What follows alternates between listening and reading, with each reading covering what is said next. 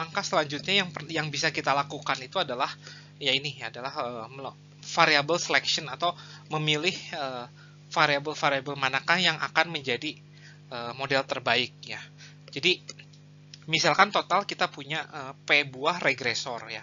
Nah, maka model regresi yang dapat dibangun itu adalah ini ya, P kombinasi I ya. Jadi sebagai contoh, misalkan saya punya 4 buah variabel regresor dan kita ingin memilih 2 aja gitu. Kita bisa memilih 2 dari 4, berarti total ada 4 kombinasi 2 model yang bisa dibangun ya. Jadi kita bisa memilih X1 dengan X2, X1 dengan X3, X1 dengan X4, X2 dengan X3, X2 dengan X4 dan X.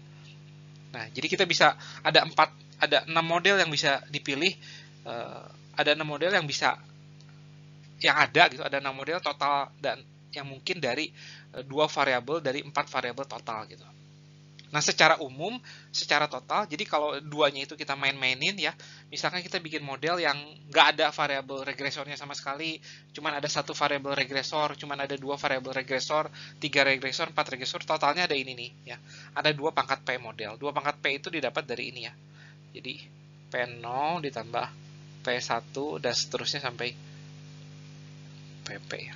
Nah, ini dapat dari sini. Nah, ini adalah total model yang ada jika kita ada 0 regresor. Ini adalah total model yang ada jika hanya ada 1 regresor.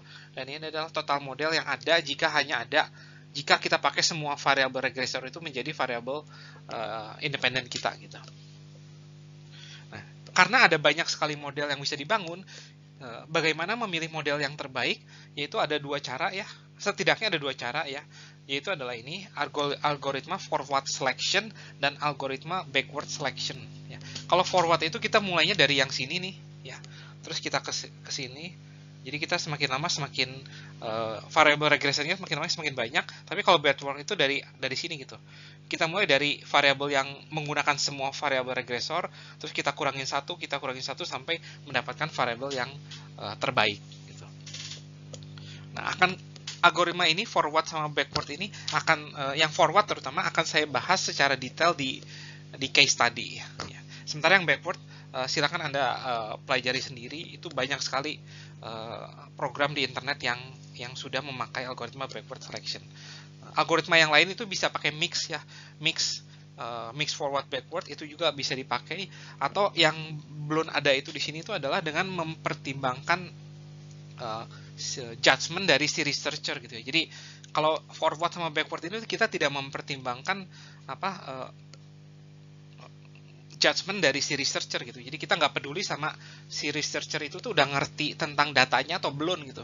Jadi kadang-kadang kalau kita udah ngerti tentang datanya, kita tidak perlu melakukan ini ya, forward atau backward, tapi kita cukup bisa melihat dari datanya gitu. Oh, kalau datanya seperti ini, yang paling berpengaruh itu adalah variabel ini gitu misalkan ya.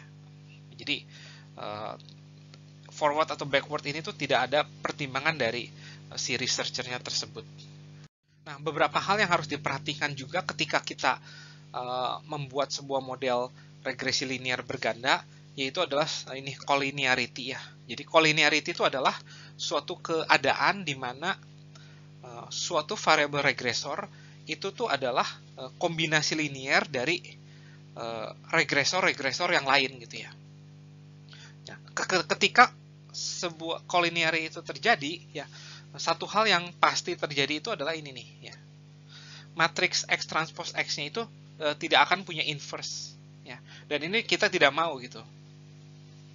Nah, oleh karena itu kita harus mendeteksi apakah dalam data kita itu terjadi sebuah collinearity atau enggak ya. Nah, di sini ada suatu ukuran untuk mendeteksi collinearity, yaitu adalah ini VIF ya. VIF atau variation inflation factor ya. Nah, J-nya itu adalah ini dari 1, 2 sampai P atau total regresor yang kita punya gitu ya. Dan RJ square itu adalah R square yang didapat dari regresi linear dengan X1 sampai XJ-1, XJ+1 sampai XP. Jadi yang jadi variabel independennya itu adalah X1 sampai XP kecuali XJ. Nah, yang jadi variabel dependennya itu adalah si XJ-nya gitu. Nah, jadi ketika kita mau menghitung VIF 1 ya, VIF1, berarti X2 sampai XP itu jadi variabel independennya, X1 yang jadi variabel dependennya, terus kita cari model regresinya, kita cari R square-nya, dan R square-nya itu adalah R1 square gitu. Ya. Nah, terus kita bisa hitung semuanya. Nah, yang menghasilkan VIF besar itulah yang collinearity gitu ya.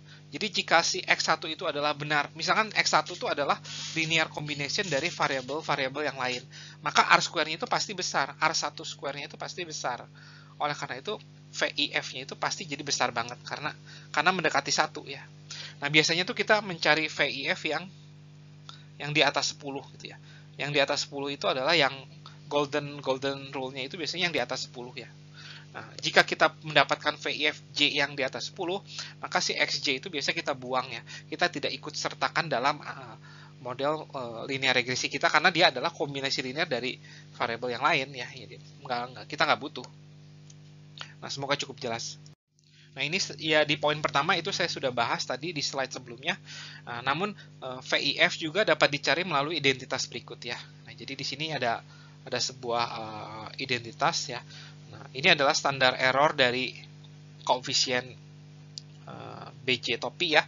Yang tadi kan formula dari ini itu adalah jika Anda ingat, ini adalah S dikalikan dengan ini ya, diagonal ke J plus 1 ya, dari X transpose X inverse ya, dikali S.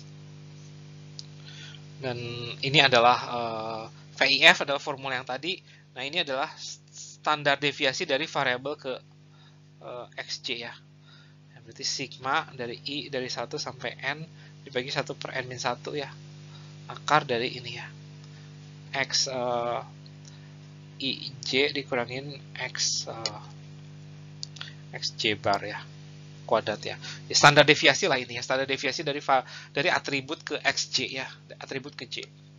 Nah, semoga cukup jelas ya. Jadi mungkin kita nggak perlu mencari model regresinya, kita bisa menghitung variation inflation factor menggunakan identitas pada rumus berikut ya. Nah, sekian dari kuliah ini. Video selanjutnya itu adalah tentang sebuah case study dari multiple linear regression.